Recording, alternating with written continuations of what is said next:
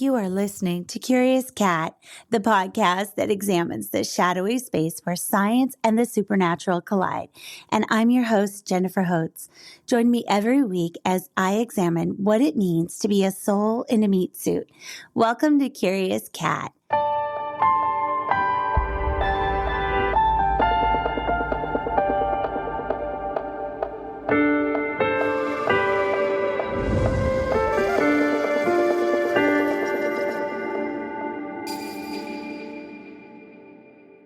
Today, I have a special guest. Dr. Sugg is an accomplished author with 13 books whose works have appeared in The Guardian, BBC History, Der Spiegel, and The New Yorker. Welcome to the show, Dr. Sugg. Many thanks. It's great to be talking. It seems like a perfect fit. Oh, it feels like a perfect fit, too. So we were introduced to one another through the fabulous Karen Rontowski, Yes. And she said you're interested in the paranormal, but she called you a skeptic, which I thought was kind of curious. So have you had any recent experiences that you would feel comfortable sharing here with the audience? Absolutely. Yeah. I haven't had a huge number of personal experiences to me, but in fact, funnily enough, looking back over my life, I realized something odd that happened to me when I was about 10, 11, probably was a friendly poltergeist. And this was shortly after the death of my great-grandmother, who had a grand old life. She lived to be 100, almost 101. And we all went up to see her for the 100th birthday. It was quite a big deal. This was from the south of England to the north, quite a long way. And yeah, she was photographed with us. And I suppose, when she died, we must have been reasonably fresh in her memory because my brother and I, my cousin, all were there with her. And yeah, she'd had what we in England call a good innings, no question. And off she went. Anyway, It was a few months later, I think. It was so long ago now, weeks, months, perhaps. But as a child, I always had a rigorously systematic knowledge of how much money I had, which was almost none, and never enough to buy chocolate. So I had a school blazer, which had quite a lot of pockets inside and out. And at a certain point, I suddenly started finding coins in pockets of the blazer that simply shouldn't be there. I mean, I knew down to the 5 pence or less. You could buy a sweet in those days for 1 pence, how much money I had. And these coins were appearing. I had no framework for it. I had no way of understanding it at the time. And you can get used to good luck quicker than to bad. It didn't go on for a terribly long time. But it was many, many years later, after 2013, really, when I got into the subject of poltergeist, purely by accident. I would have been a thorough skeptic until that point. I read about poltergeist giving people presents. There was a guy in, I think it was Hungary, he was a lawyer, and I think it was Carrington who talked about him. He actually just asked for things when he was broke. And on demand, he would get bottles of schnapps and cigars and all sorts of things. My fairy book, Fairies: A Dangerous History, covers poltergeists and ghosts a little bit. And there is a famously haunted house in Newcastle, or near Newcastle, near where I used to work in Durham, in fact, called Denton Hall. And Denton Hall was occupied by a couple of elderly sisters at one point, and they were quite happy with what they called a brownie, certain type of friendly fairy who does little jobs and leaves things. Right, used to leave them little bunches of flowers, apparently, and make up the fire for them, I think.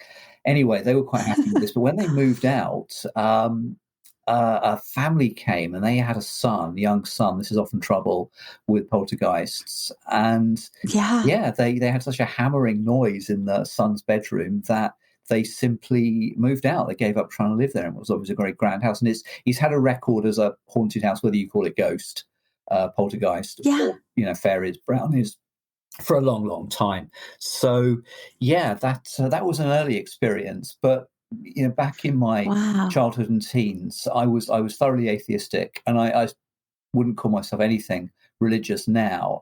Certainly not Christian, but the earliest big event of my life, really, at 19, was my father dying, and we got no warning, really.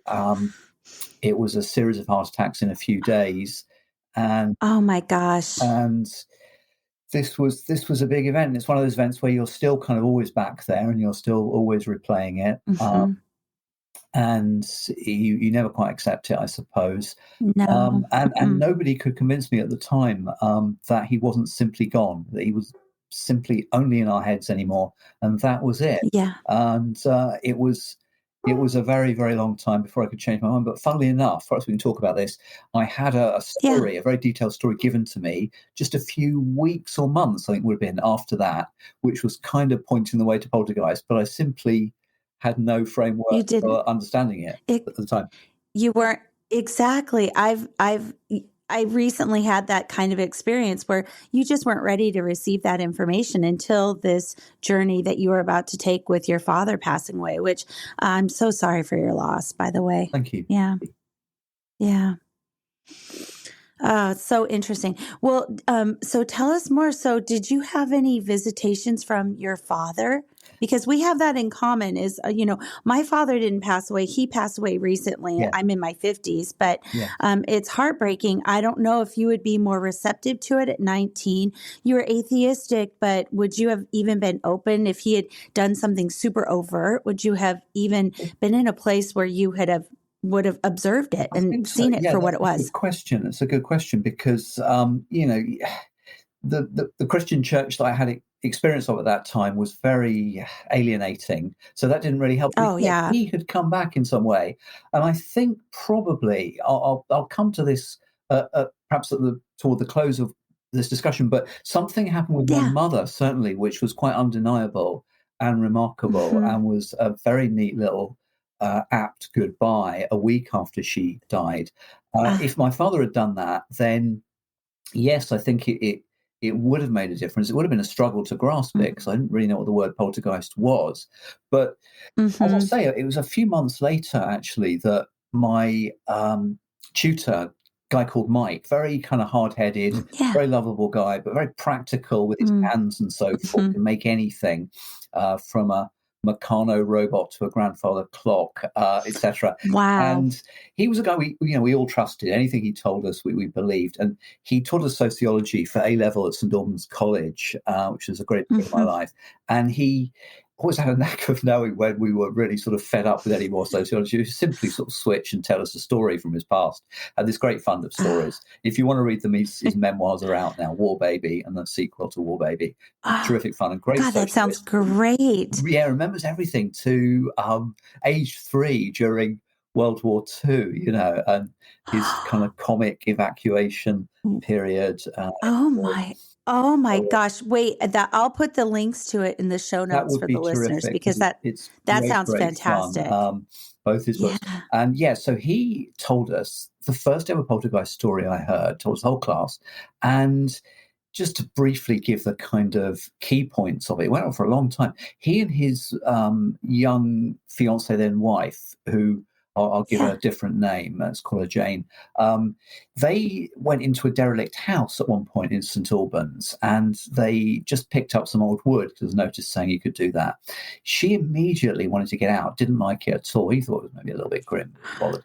Anyway, funnily enough, whether there's karma in this or not, I don't know, they ended up buying the new house that was built on the site.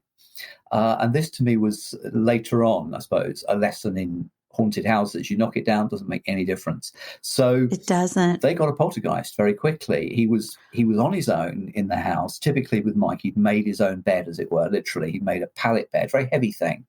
And he was lying Yeah. on this in the house on his own. Jane wasn't around. And suddenly he was flipped out of bed. Now he's a pretty big guy, Oh my on 6 gosh. foot, I think. The bed was flipped over. It was a very heavy thing. And he just Yeah. sort of scratched his head and, what the hell's going on? Got back into bed and did it again and again.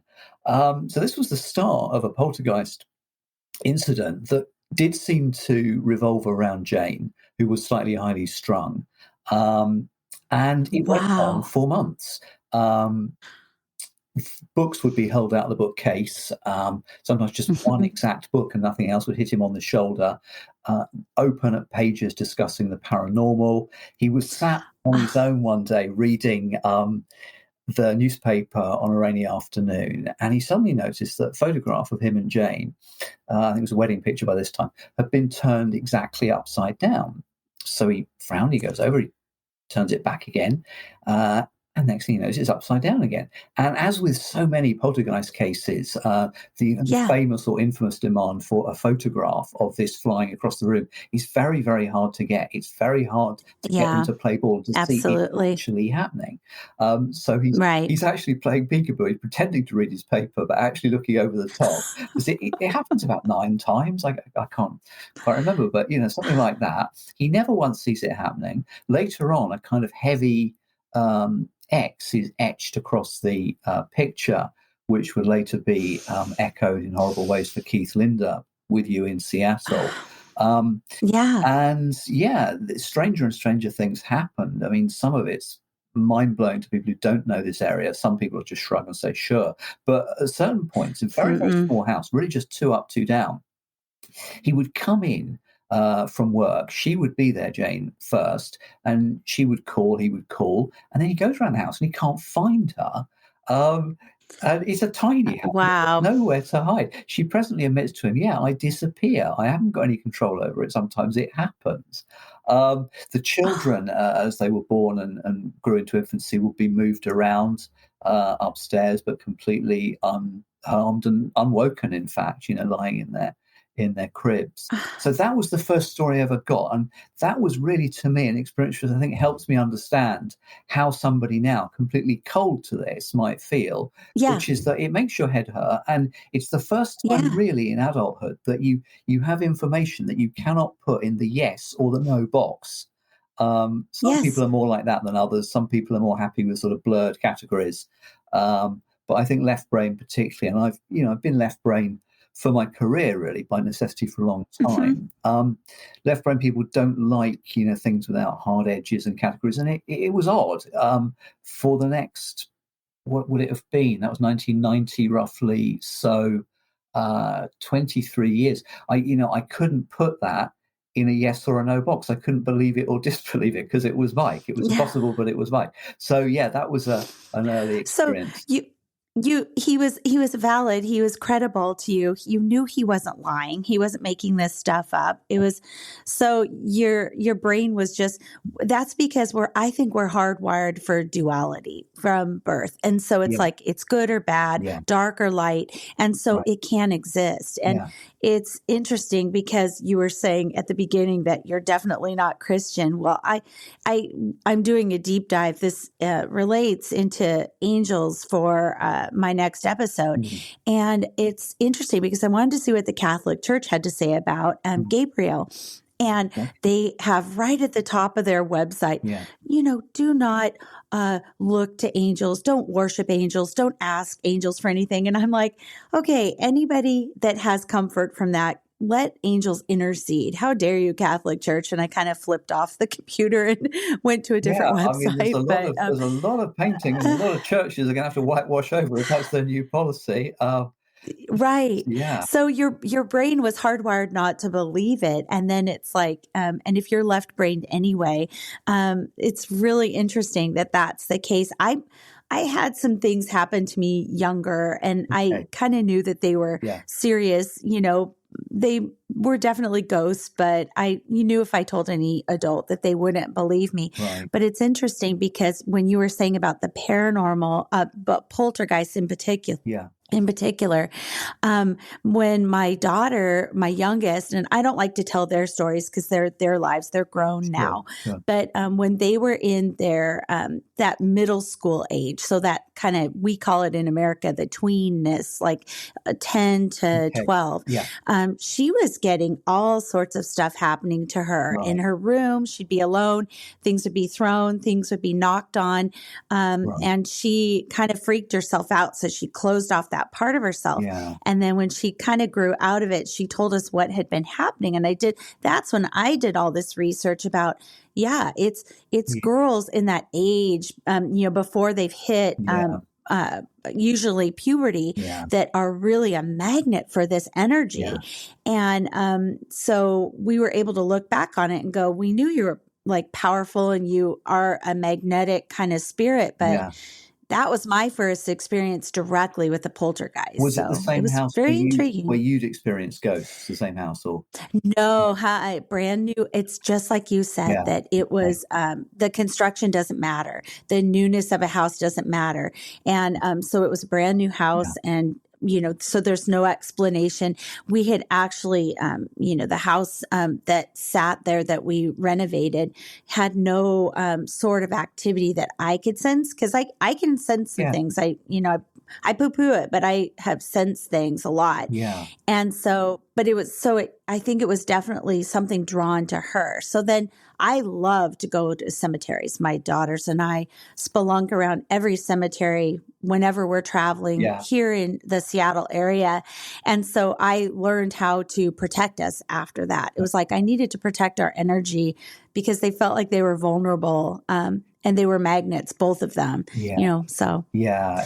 yeah. It's debatable, I think, how much the 19th century poltergeists and girls was a function of the fact that, unfortunately, young Oh, girls had a true. much harder time with Yeah. it then. So if you're going to be Yeah. stressed, you're more likely you're 13, 14, you're pulled out of your family, you're a servant in an alienating, Such a good very point. class conscious household, It's but it still seems to be such a good point. Yeah, that's an excellent point, Dr. Sugg. I hadn't even thought about it through that it lens. took me a while, but I'm reading Yeah. so many cases, in the 19th century newspapers of some poor girl that, unfortunately, if you look at the sexual history of the period, the odds of her being abused by, a man of the Yeah. household were very, very high. Hmm. But Yeah. if then something's happening, the servant bells are all being rung, they're even being rung when they've cut the wires, things are being thrown around. Wow.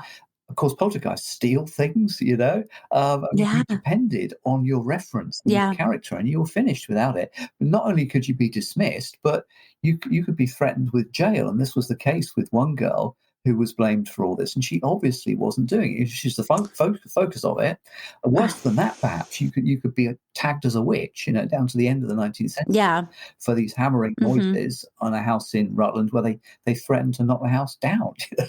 It was so Oh bad. my gosh. So yeah, so I think also the question now lingers on is, are women slightly more psychic than men? I went into Right. I read you sent me before we spoke, you sent me yeah, this article, and I'll put the links in the show notes as well for the listeners. It was with the Daily Mail, and I was wondering, I wanted to ask you about that. In the article, I don't want to be a spoiler alert, but yeah. what was your finding? Did you feel like Well, women were more psychic? yeah, it ranges from everything to the sense of being stared at to seeing a ghost that no one Hmm. else can see. At the Hmm. moment, I'd like to frame it as an open question. And the Daily Mail has a big readership. It has a big Hmm. history of getting responses to things about premonitions and so on. So it's actually a way of doing some research. Yeah. Opinions of women I've spoken to vary. I mean, Linda Williamson, who's quite a classic ghost hunter, would say, yeah, women are more psychic than men. Some women say, well, men have these experiences, but they just explain them away. They explain them, in Hmm. inverted commas, logically. And, a lot of words are Hmm. misused around the paranormal. The paranormal is not illogical. It's not irrational. It requires different frameworks of logic and reason. But yeah, when we go to pubs, a friend and I are going to see him on Friday. If you want an excellent collection of essays where you get so much in just a few pages, Mark Twain foreseeing his brother's death, a pilot who has a Right. ghost in his plane as he flies across Scotland and England Wow. on the anniversary of that ghost's death, and so on. Robert Yeah. Charman's telepathy, clairvoyance, and precognition is terrific. And we've been going to pubs and asking them about ghosts for quite a long time. And Yeah. in one pub, you'll ask pretty much the same question to the female staff, and they'll tell you all sorts of stories which they're about poltergeists, and they're not the sort of things they'd know about if they weren't having them happen. Then you'll ask the male Yeah. stuff, and they'll sort of scowl and shake their heads and look uncomfortable and say, "Oh, I don't go for that." It varies. It varies, Wow. but that's a Yeah. broad split with these things. So Well, yeah, it's an I open have to, question. but I'm kind of wondering because, you blew my mind with the, talking about poltergeists and, us thinking it was more females, but then looking back at history, that may not be the case.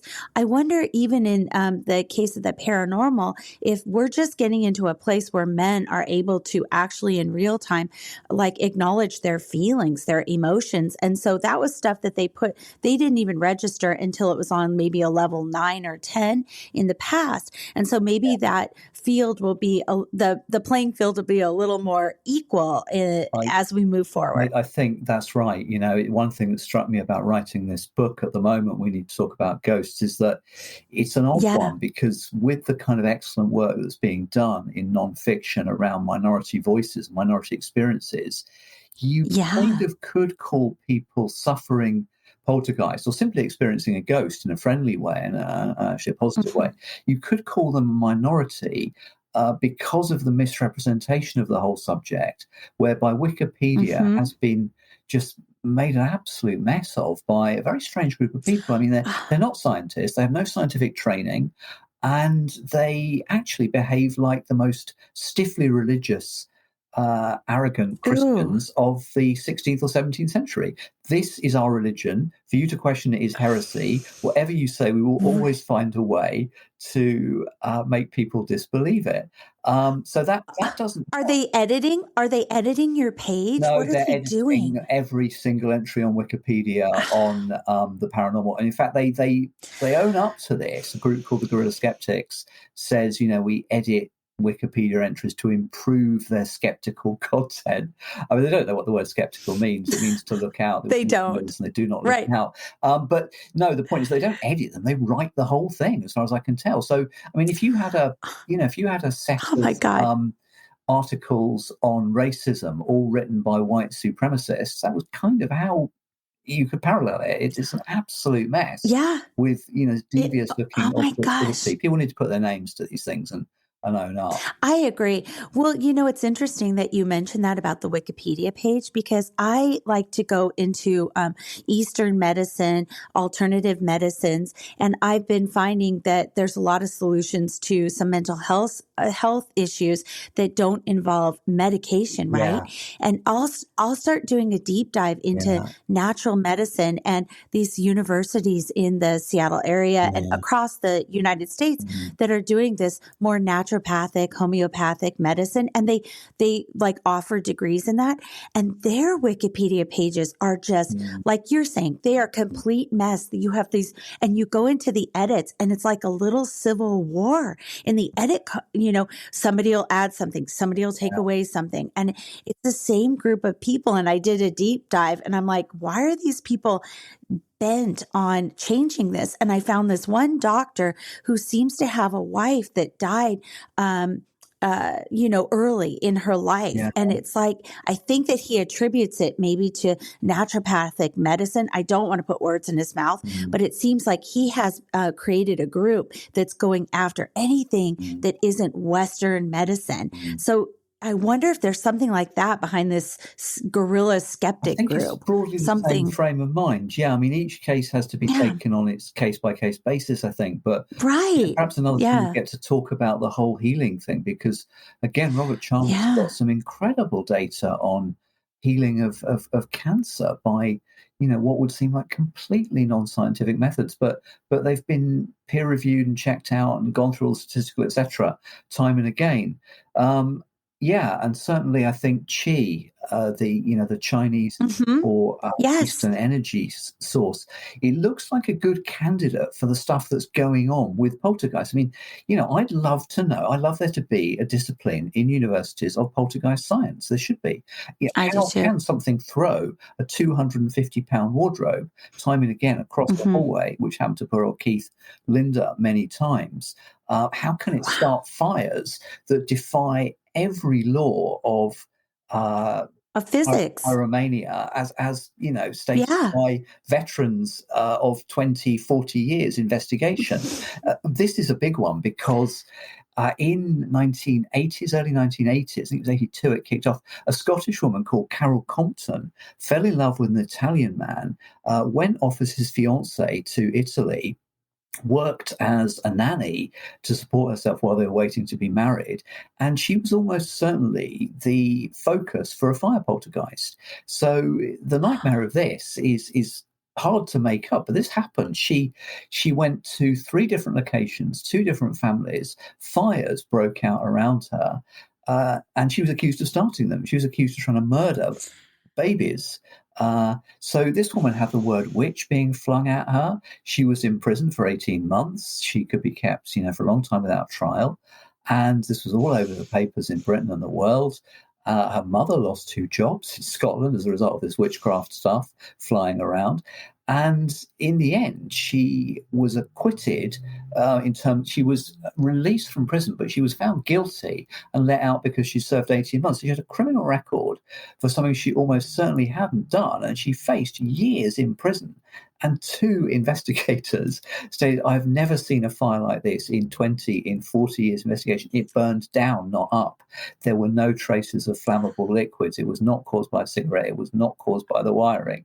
And unfortunately, even Carol didn't understand when people like Guy Playfair, the famous investigator of Enfield, pitched in and said, look, we'll speak for you. She just thought this was more witchcraft stuff flying around, so she wasn't going to have the poltergeist explanation given. So yeah, poltergeists in court and poltergeists, on the fringes of science. I think more and more needs to be known about it. But I think when you hear stories about Chinese or Buddhist practitioners, real experts, Qi masters, you hear credible stories about somebody of 5'2", pointing his finger at some kind of American football type guy and flinging him against a wall. Now that's oddly consistent with throwing a 250-pound wardrobe across a hallway. Some force is doing that, and it behaves in consistent ways. It demonstrates its own physics, and it's been seen all over the world down to this century. So, I think, the real science is waiting to be done. I agree. There's I don't know if you're familiar with him, but he's a high magician in the United States. He had been on death row, wrongly accused. His name is Damien Eccles, and he talks. He looks at all different types of magic that have come down through the centuries, and he makes it palpable and accessible for people. And when he was in isolation in prison, he took his prison cell and made it his Buddhist temple per se. And he learned how to take everything that was just in that stark room and make it work for him. And he used angels and angel magic. He used the, celestial and the earthly energy. And he didn't say this, but I saw it when he describes it as the human body as a battery of sorts, where the top of your head connects to celestial energy, the base of your feet connects to earthly. And he has these teachings where you create this golden ball of energy, and you can use it to protect you. You can use it to give healing to someone even far away. And it is really powerful stuff. And it is very much in the flavor of Qi. He talks about Qi as well.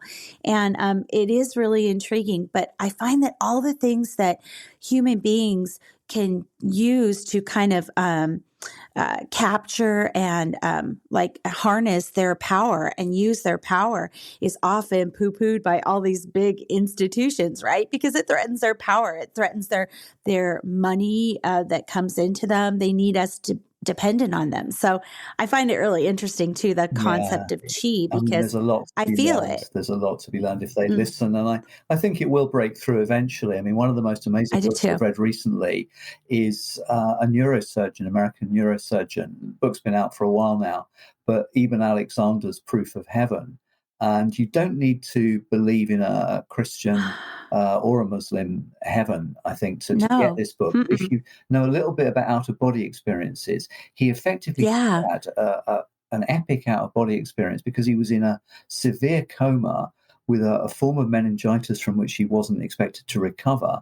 And as a neurosurgeon, he and everyone around him knew that his neocortex had shut down, so he simply should have been just functioning pretty much like a vegetable. He should not have been capable of any consciousness, but he had this 7-day experience, which operated on a different level of time, but it was 7 days that he was lying there on life support to the point where they were about to give him up, and he simply came back and he told this story. And it's not an easy one to grasp if you haven't read any out-of-body experiences, but if you've read a few of those, I have. that's probably what he's talking about. And the whole business with angels, I mean, the Catholic Church has got that wrong, as unfortunately a lot of religion gets a lot of this subject wrong, and they don't really help people when they need the help.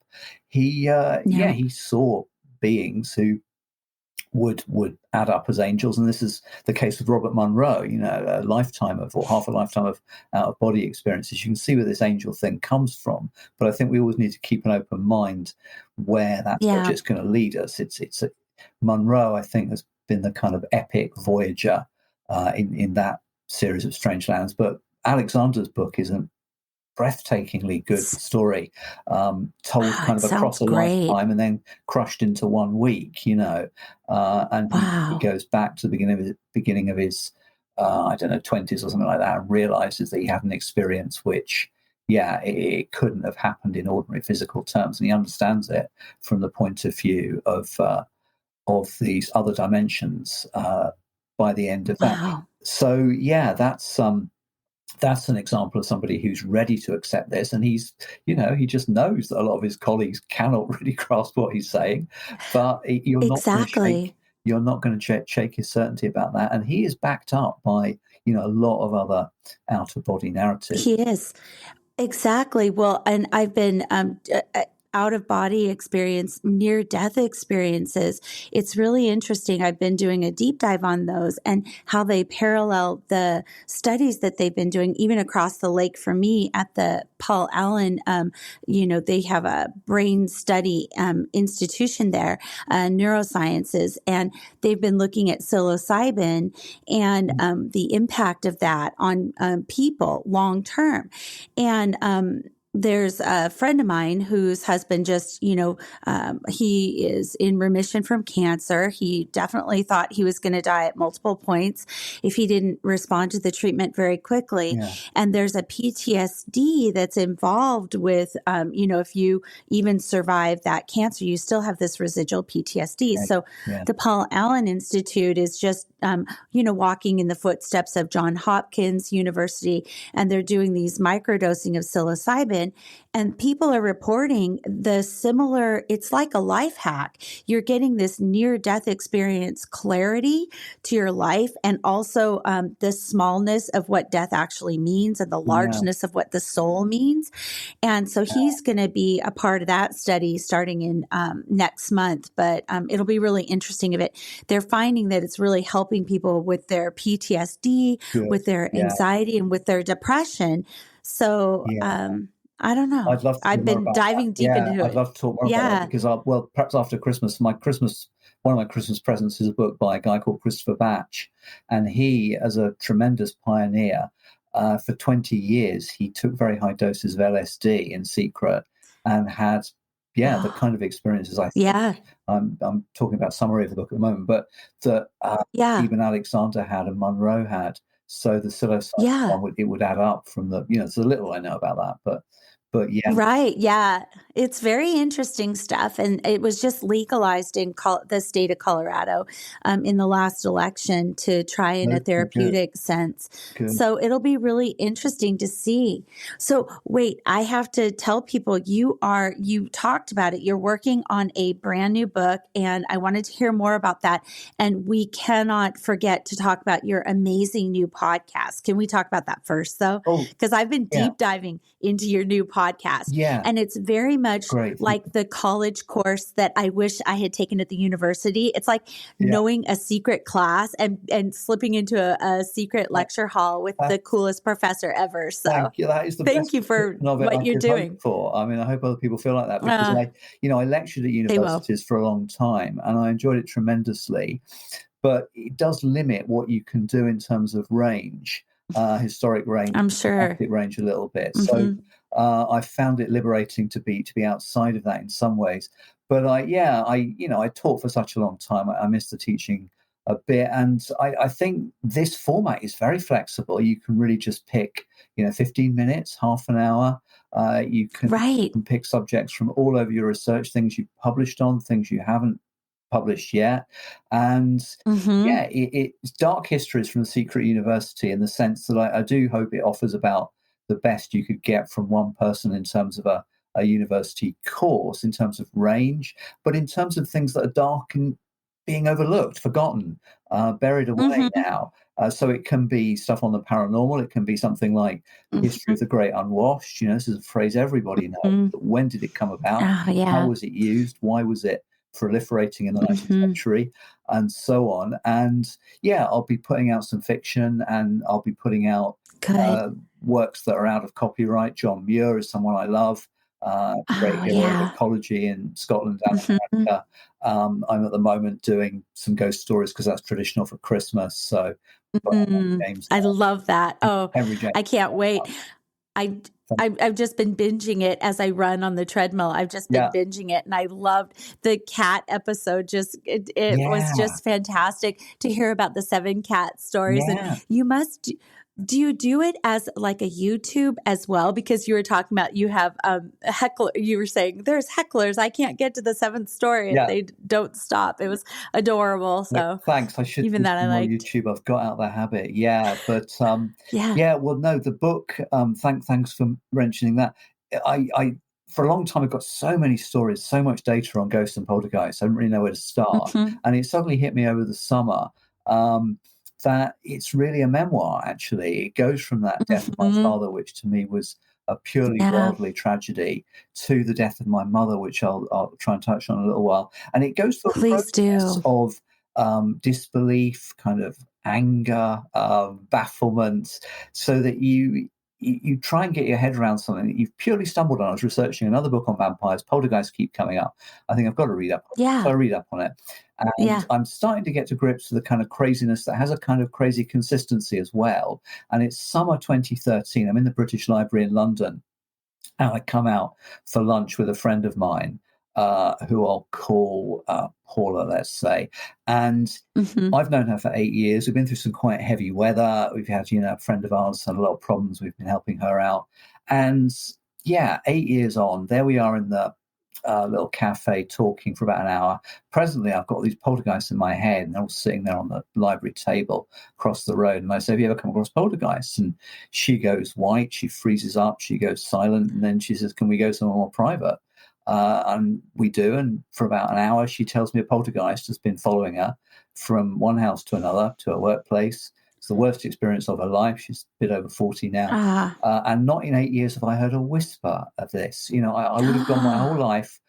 We could have died respectively at 80, Yeah. 85, and not ever known. Never known about this. So I Wow. go back to interesting kind of comparison here. I go back to Cardiff, and I'm talking to an old friend I've known for 12 years outside a bar one summer night. And I raised the subject with him, and he just waits a beat and says, "I've got one for you." So he tells me about a poltergeist happened when he was a teenager. His sister was a bit younger than him. She might have been the focus Yeah. for it, but the house was generally haunted. They kind of learned to live with it. His mother would sort of shout at the ghost occasionally, frighten it. And I listened to all the poltergeist stuff he was telling me avidly, and then he tells me this. He says, "When I was a very small child, I used to see a nice man in a football shirt and glasses at the top of the stairs in this same house." And he presently told his parents about this, and they asked for the description exactly. He gave it. They said, "Well, that's Frank, who used to own the house. He died before you were born." So here I've got a ghost. I've got some pretty damn Wow. evidence of a kid that probably doesn't know what a ghost Yeah. is, has seen a ghost. Right. There's no other way he could have got this guy's picture, but I don't Right. really listen. And I could certainly remember reading absolutely blindingly good poltergeist case from Britain. It's from Essex. It's called Paranormal Intruder. And some of your listeners might know, actually, now, Caroline Mitchell was purely a police officer, a successful police officer, when her life was turned upside down by a poltergeist, pretty vicious one, for a long time in the home of her partner, Neil, 4 children in Essex. and it wrecked their lives for, well over a year. But the thing about this, she had the courage to settle this down, and nothing in her police career ever frightened her like this. She has 3 police witnesses who signed statements to say, yes, I saw liquid falling from midair. It wasn't coming from the ceiling. It was falling from Wow. midair. I don't know what it was, but I saw it. Oh On my the red carpet. That gosh. was one of my early, big poltergeist cases. It's in this century. It's in my country. It's people who are trained to watch Jeez. things very carefully and not let their imaginations run away with them. But I didn't get ghosts at that point, and I wasn't listening to my Yeah. training kind of properly about the ghosts. And it took me about a couple of years. But the fact of the matter was, when you've got everybody telling you pretty much the same thing, you need to get to the bottom of it and pay attention. Yeah. I'm quoting, I'm paraphrasing a guy called Blackburn, who was the head of building in the Albert Hall when they called in a ghost hunter. There were so many ghost sightings. You just thought, right, we've got to get to the bottom of this and find out. This was what started happening to me. And as I started talking about it and asking people, the stories kept coming and coming. And even better, I think, than this friend of mine who would go on to be a very hard-headed academic, very particular, Yeah. worldly, successful academic, but admitted to this story. I was supervising a student on a ghost dissertation, so it's a bit of chancery or maybe karma, and I raised the subject of, you ever come across poltergeist? It might be relevant to this dissertation. Just, oh no. Oh, hang on though, wait a minute. Then she tells me, this is a one-on-one meeting that we had for these things. The family moved from the south of England to the north of England, bought a grand old Victorian house, and she would have been very young at that time, but she had 3 sisters in all. One of her sisters was about 7. And the house had been having low-level poltergeist activity, possibly because of the renovation. It was noticeable. It was odd, but it was fairly mild. I mean, the parents were a gynecologist and a submarine captain, I think, certainly something high up in the Navy. He would come home. Yeah. And she'd say, "Oh, look, see what I've done upstairs. It's much better upstairs." So he'd go up. There's a corridor, just one room either side. He goes in one room. All the little Russian dolls are on the mantelpiece nicely. All the much better. Goes across to the next room. Comes back. I mean, this is a matter of seconds. There's no one there. It's 2 Yeah. minutes. He's in the corridor, and all the Russian dolls are perfectly arranged across the doorway. So this was the kind of stuff, pretty mild. They would hear a baby crying up at this top floor. It's what we call the second floor, but it's the 3rd level of the house. When there's a baby, there's detached house. Anyway, one day, the daughter is there with the mother. There's just the 2 of them. And the 7-year-old sister of my student says, "Mummy, who's that man on the balcony?" There's a little inset balcony looking out on the road from the first floor, as Americans would say, second floor. And mother looks, nobody there, nobody in the balcony. There's nobody there, sweetie. No, there's a man with a white beard and a skinny suit reading a newspaper. So mother looks again, there's nobody there. It's very specific. A bit of toing and froing, talks the girl out of it eventually and quiets her down. Now, a couple of weeks later, this is the 90s, by the way, so it's really before the age of the internet. Certainly no children could get hold of the internet at that point, just to make that information transfer. So they're at a local art gallery full of Victorian luminaries, and they're walking around, and suddenly the daughter stops dead still, freezes, and that's him. They look at the painting. It's a grand old Victorian luminary, white beard, skinny suit. He's the architect of the house. Oh my gosh. So that's undeniable. Oh my gosh. Yeah. So we had this interesting story in our family. My California mother, I have 2 moms in 2 different locations. Okay. But my grandparents' house was across from her house in Eastern Washington. She lived in a very old house, and she told me a story once of her mother. When they first moved into this house, her mother was sorting everything in the basement where the laundry things were. And all of a sudden she turned around and there was this man in this nice suit standing there. And she looked at him and he looked at her and crossed his arms. And she said, "This is my house now. Get out." And they went down to City Hall a few days later and they asked about records about the house, and they had some information on it, and they pulled some old articles about the man that had built it. And he was the architect of the house, and it was him. It was the same thing. It was him that stood there. And her instinct was, was like, I have to set a boundary. Get out of Yeah, my house. This is yeah, my house. I'm alive.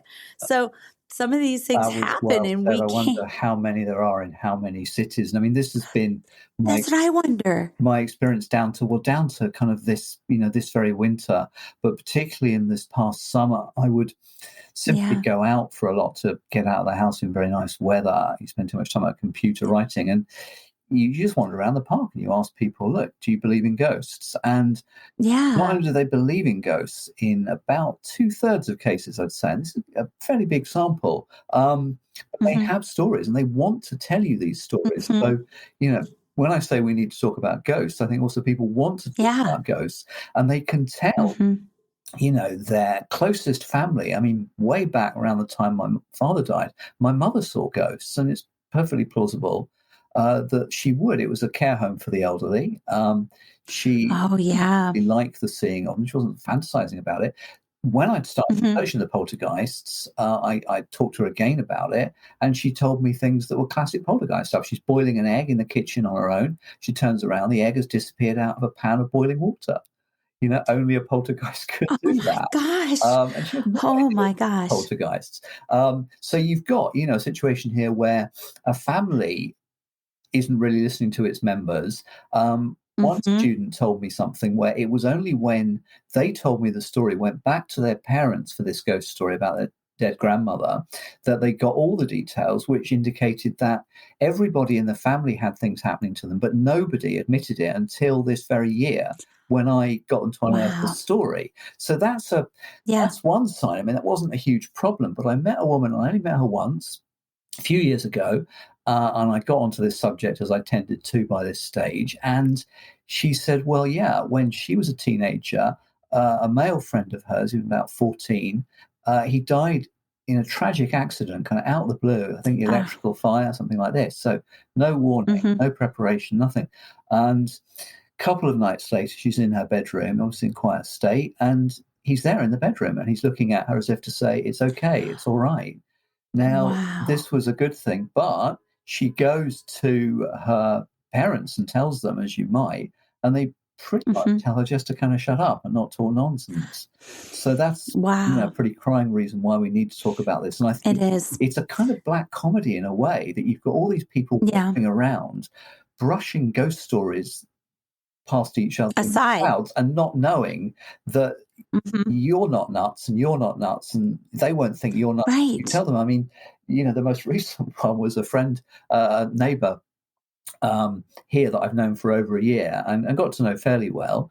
And I just got onto the subject of saying what I was doing, that I was writing this book at the moment and so forth, and I was doing the podcast, and then said, well, have you ever, had any ghost experiences? And immediately wants to talk about this. Yeah, we grew up in a haunted house. I was terrified all the time. It was so haunted. We moved. We had to move purely for that reason. They moved into another haunted house. I got that story in about 3 minutes.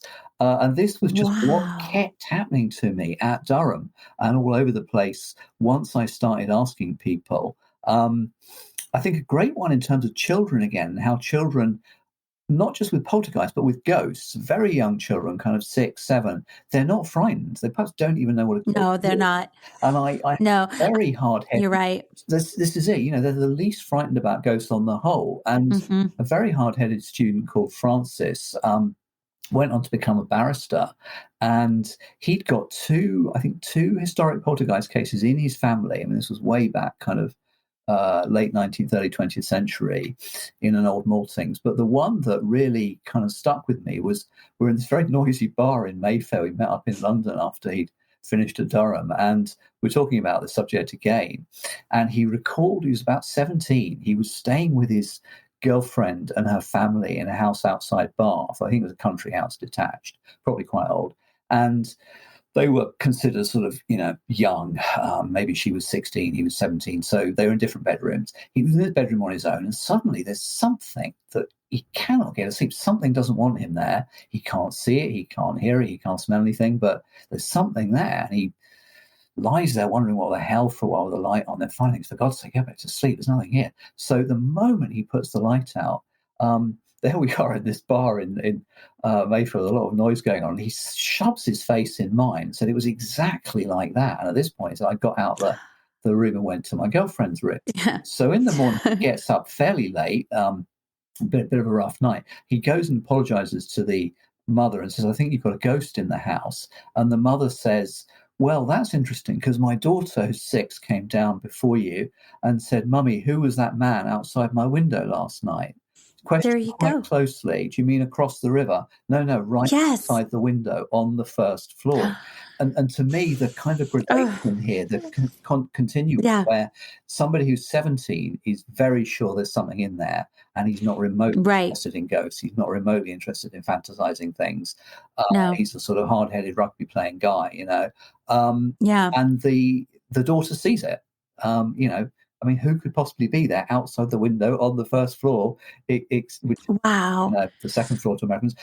That's the stuff of a Stephen King novel right there. A lot of novels in waiting in these stories. There really are. Exactly. There are. You reminded me though, when my sister, so my family house is in Northern California, and it was built by, if you know, the Donner Party that survived the tragedy. Yeah. And so one of the survivors, they built that house. And so we knew the history loosely, but we're learning more and more about it as the years progress.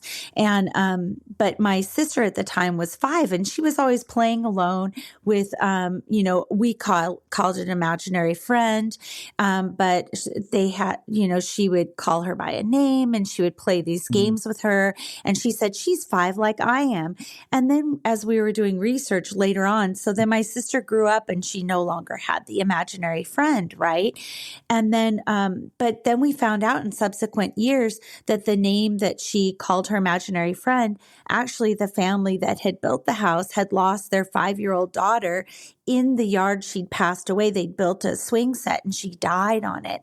So it was definitely her that my sister was playing with, and she wasn't afraid. It was the same thing, was like curious and excited to have this little playmate.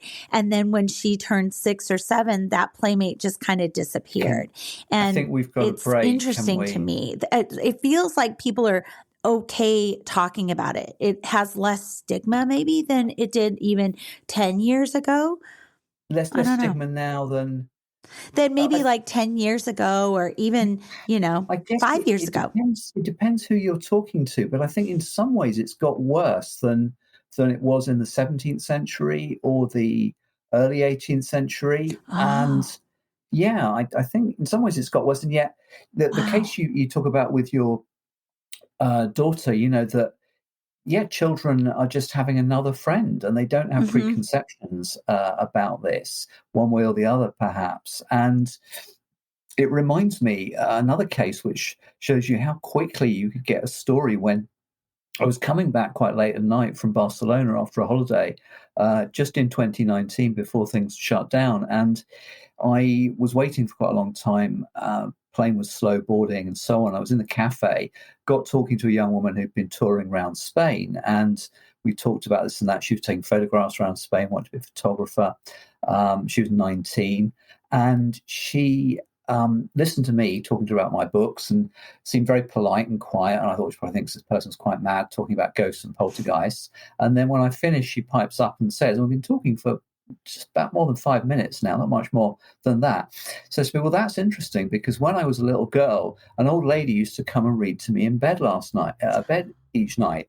And my gosh. It was only when I could talk about it that I asked my uncle and my mother, and they said, well, was this her? Pointed to a photograph, and Esme said, yeah, that was her. And they said, well, that was your grandmother who died before you were born. So this was that's perfectly amazing. nice, ordinary nightly experience for her, and obviously is exactly what you'd expect a grandmother to do if they didn't get the chance to see their grandchild. Absolutely. And it shows you that people don't change. Sometimes they don't change and it's bad because then you've got poltergeists. Sometimes they don't change and they're just who they were, or perhaps they're even more than who they were. If they unfortunately died, slowly with difficulty, they become their real old self after they've died. Exactly. And, I don't want to forget to leave space here because we have something in common. I'm so sorry for the loss of your mother. Thank you. But you had, I think we both lost a parent around the same period of time. Mine was Yeah, my father, my I'm beloved sorry. father, Yeah. and yours was your beloved mother. And I wondered if you would feel comfortable sharing the story of that loss and what happened, the surprising thing that happened afterwards. Yeah. It was quite a long way into the pandemic, relatively. So we thought we were getting away with it, but in July 2020, when she'd been living in the same house for about 50 years, she had a bad fall. She just couldn't look after herself at home anymore. She was 85, and so she was taken into a care home, Mm-hmm. and Yeah. she was fine for quite a few weeks, but I think it would have been late November that the virus started going around the care home. My mother Ah, had some degree of Alzheimer's, a small amount, and it's difficult to get, a lot of the elderly people there to follow precautions and remember about them. Anyway, for whatever mhm. reason, she contracted it. She was fighting away pretty well for a while, but slowly she slid and slid, and she found a great burst of energy. I don't know, at some point about mid-December or late December, Yeah. when she was quite quiet on the phone, but she suddenly sort of burst out, "I love you dearly," and this is Mm. about the last thing I can remember her saying. Um, Ah, and then she sort ah, of lapsed into it was a what became, I think, later for me. It was terrible, simply terrible when it happened. But afterwards, when she was refusing to eat, refusing to drink, yeah. um, we were going through these agonizing calls where me and my brother would be on the phone trying to get her to take minute amounts of liquid, minute amounts Yeah. of food. Ah, And the carers were heroic people. They were almost entirely women. A great number of them were the kind of people who've since been abused ah. disgustingly by a racist government and its Oh, racist that's Britain awful. since Brexit. And they're And and they're the heroes. They're the true well, heroes, aren't to be they, honest with you, of the I can pandemic? remember Yeah. sometimes just one word they said, and it would Yes. simply be my Yeah. mother's name. I can still hear a Filipino nurse saying Joan, and I Ah, can hear ah. a universe of care Yes. in this woman's Ah, voice. Um, exactly. these people did, dangerous, difficult jobs at risk of Yes. catching the virus for very, very little Exactly. money in appalling conditions, unprecedented conditions. Yeah. What I think I learned in the end afterwards, after the kind of initial trauma had passed, was that we need to learn something about how people die, actually. And Yeah. if we are saying that Actually. they lose all these senses progressively, we may be wrong. And not Yeah. only that, when they're refusing to eat and drink, with our Yeah. fetish about keeping people alive against all odds, against Yeah. all kind of quality of life, these people, there's evidence that Monroe, for example, when he was in another dimension, he met a boy who was in a coma and was asking him, "Where do I go? Where do I go?" Monroe's saying, go over now. Yeah. Um, he read about this boy's coma in the paper a little while later. And I think this was probably happening to my mother. And we were just Yeah. simply kind of yanking her back to a world where she didn't Yeah. belong anymore. There were no vaccines at this point in Britain. So she was probably in a Right. pretty terrible state.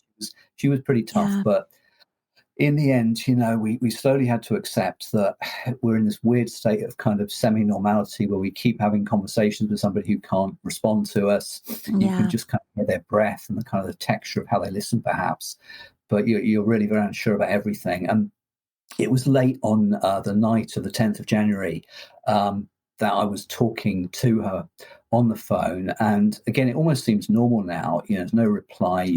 You talk, you try and be normal. You talk about her grandchildren. Um, Yeah. you read to her, and I read passage from Dandelion Wine that I was particularly fond of at the time, and which kind of applied to this sense of an old person remembering their youth. Yeah. And I don't know why, but I finally said to her at the end of the call for the first time, goodbye, Yeah. goodbye twice. And it could have been a pure coincidence, but about half an hour later, I got the call that she died. So we were all in a state of utter disbelief, utter trauma. Yeah. You have to bear in mind that, her Yeah. great, her her aunt, her aunt lived to be 97, her grandmother lived to be Wow. 100, and so on. Yeah. And I think she'd still be with us now. Yeah. But it was pretty much exactly a week later, I woke up in my house on Sunday morning, and the house is detached and the windows were all shut, it being January. And I've never in my 20 years in the house ever smelled anyone's cooking unless it's the summer and, you got windows open, there's barbecues going. Yeah. So I was lying there waking up, slowly blinking, and suddenly I could smell for about a minute, I would say, the exact smell of Sunday roast as it was cooked by her Ah, that's in, beautiful. in our little house in St Albans, time and time Ah, again in our childhood and our teens. And I've not even thought about that smell. I don't know if you know this, but you yeah. can't actually remember a smell. You can remember the effect a smell had on you. It's too primal Yeah. to actually remember the smell, which is I why smell didn't has know such that. effect when you do get it, Right. So you say you smell suntan cream, you think holidays, Yeah. whatever it might be. And this is actually very, very common. You're probably as likely or more likely to smell a ghost than you are to see one. I know Wow. someone whose father died young, Yeah. at 47. He haunts the house. And in fact, when we talk about the imaginary friend, he's almost certainly playing with his granddaughter, who he never met. Ah, You can wow. see her laughing at somebody who's not there. Her eyes focus, Yeah. which for a child of less than 2, is odd if they're not looking at something. Yeah. And so on. She's looking up at somebody who looks like the size of an adult, and so on. Now you smell his insulin because he was diabetic. You smell that Yeah. around the house. He's been Yeah. dead about 5 years. There's no insulin there anymore. You Hmm. smell live tobacco smoke, and all the stuff about imagining and hallucination and hoaxes. I don't really know what that means. I don't see how you can hallucinate the I smell of don't either. live tobacco smoke. We'd have a No. lot of weird fire alarms if that was I possible. agree. And I agree. you could not host it. I'll give you all the money in the world to host that. You would not be able to do it. If there is no smoke, you will not smell the smoke. So that No, was the perfect way to say goodbye. Yeah, it we were all, was. my father, my brother. It was what she loved doing. So that was a very different experience That's uh, beautiful. to my father dying. Yeah, thank you. That's absolutely beautiful. It's a beautiful bookend to your father dying, and what a beautiful gift. I was Thanks. waiting with bated breath for my dad to, have some indication that he came back to visit me after he passed, because we were Yeah, extremely close. And we did have, it was before he passed. And what you were yeah, talking about is this stage where I think what it was, what we experienced was that he yeah, was saddling this life, this earthly body, and what his mm, meat suit was giving out, and then his what was going to happen next. And my dad was the ultimate overachiever, with yeah. 2 PhDs and just really Wow. brilliant man. And so my eldest, my daughter Nora, came from Colorado to be with me when we said goodbye to Grandpa. And so we went to the house, the family house, but we weren't staying there because it was pretty, it was time of COVID, pretty Okay. full with the care, my mother and my sister who were taking Yeah. primary care of my dad. So we were staying a little elsewhere, but we got to come in and spend time when we came into town together, and we held my dad's hand, and my daughter Nora's held his left hand, which was on the same side as he's completely blind, but he had Yeah. on the right side, he could see shapes a little bit. So Okay. I was on Okay. his right side, and I was Yeah. holding his hand, and Nora's on the left side where he's completely blind. So then that evening, we went back to our hotel, and I woke up at 4 a.m. from a dream that I was having. And my dad was like, "I'm pissed, Jen. I'm pissed." And I woke up just tears streaming down my face, and it felt like a visitation. I was really talking to my Mm, dad. So I went back to sleep, and I said, "What are you mad about, Dad?" And he said, "I wanted more time. I wanted more goddamn time." And I was afraid. I woke up Nora because I was tossing and turning. Well, Nora woke up that morning and said, Mom, I was afraid I woke you up at 4 a.m. because I had a dream about Grandpa and it felt like a visitation. And we were in a space where we were in outer space, and we were, because Nora has electrical engineering degree, even though they're an artist, and they were, and my dad, her grandpa, said, help me make sense of it. What happens next? Help me to basically cram for what happens in the great beyond. So it was all like theoretical math, and it was shapes and numbers and sacred geometry, which is totally Nora's thing, right? So it was beautiful because we got to have this dual visitation. And then the next day, it was his favorite Shakespeare play was Julius Caesar. And he always said, it's the Ides of March. It was like a holiday for him in a weird sense. So it was the Ides of March, and he blew away on the wind of the Ides of March, and it was beautiful. But we had that moment where we got to actually, I feel like we got to observe him, his soul being in both places at the same time. And it was sacred space, and we were really lucky for it. So I think that was all the visitation I got for a while. And then when you were saying about scent, he was a diabetic his whole life since he was 10. Of course, yes.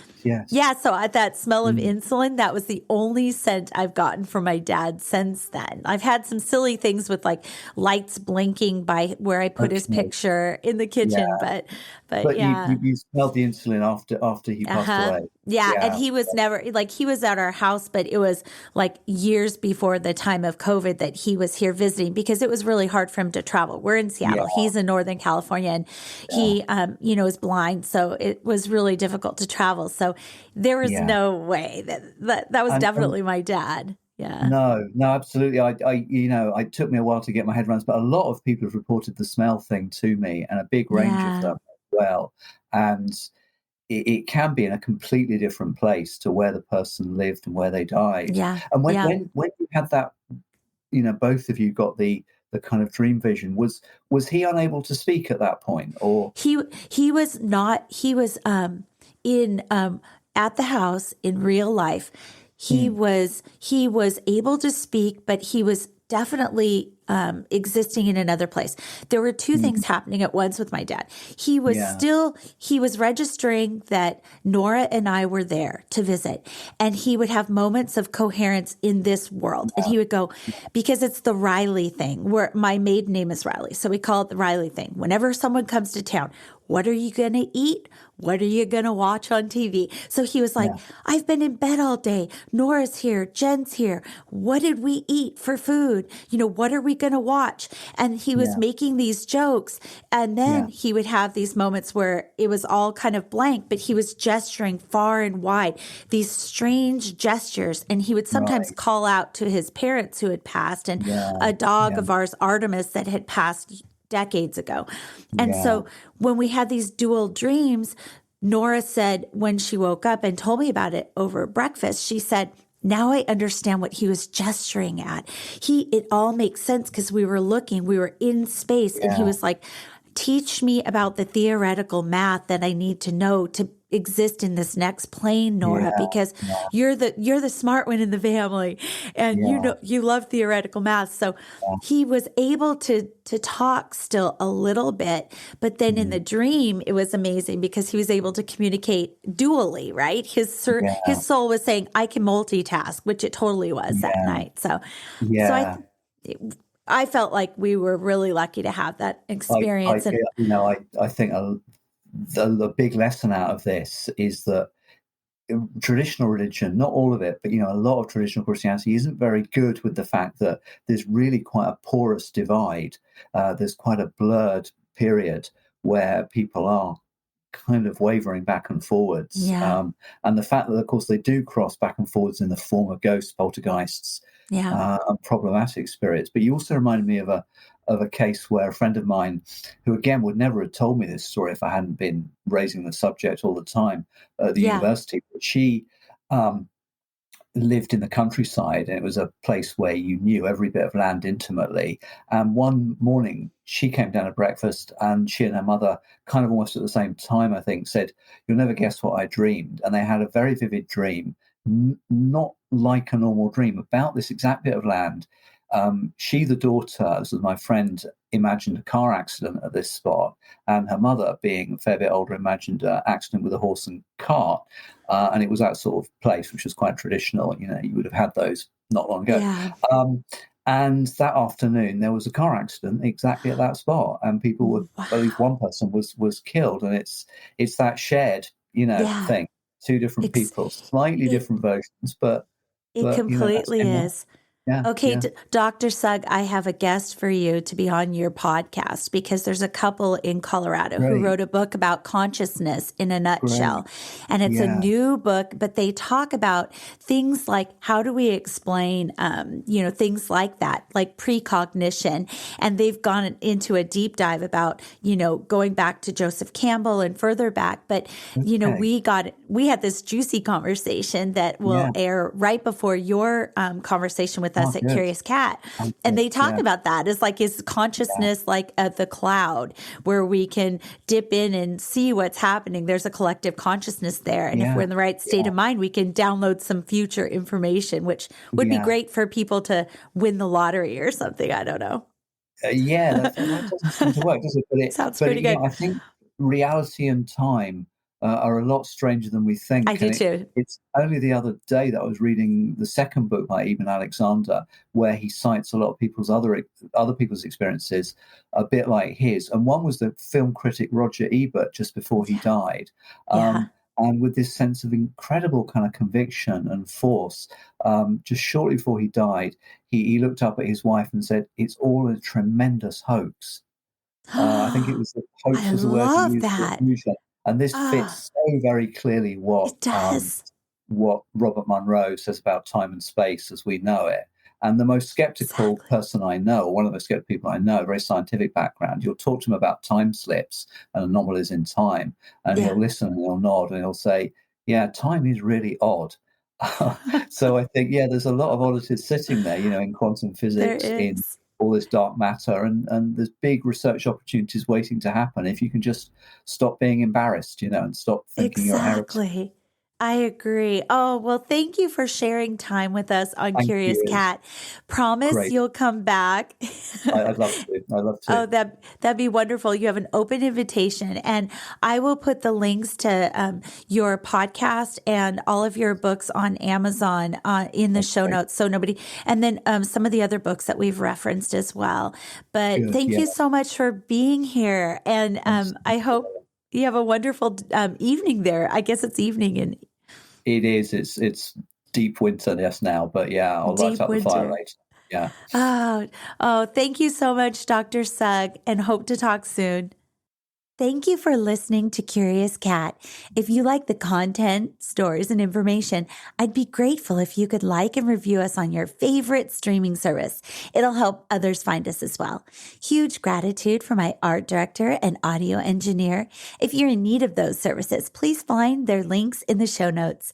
Be sure to subscribe so you never miss an episode. Until next time, stay curious. I love you.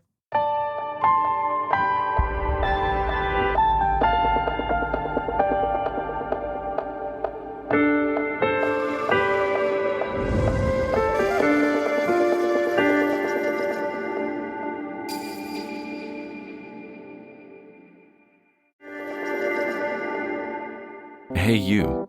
Yes, you. Are you looking for a new podcast that appeals to your scientific curiosity, but is also a little bit spooky? Show me how I died in a past life. Well, look no further, because this cat is where it's at. He had concerns about the ethics surrounding AI, feeling they had achieved consciousness. Curious Cat Podcast examines the shadowy space where science and the supernatural collide. Listen every week with your host, Jennifer Holtz, as she and her guests explore what it means to be a soul in a meat suit. We were healing karma together. They were all kind of predestined to resolve something. Listen on all your favorite streaming apps and continue the conversation on Twitter at CuriousCatPodCA, or find Jennifer and all her links at Jennifer L. Hotz, spelled HOTES.com.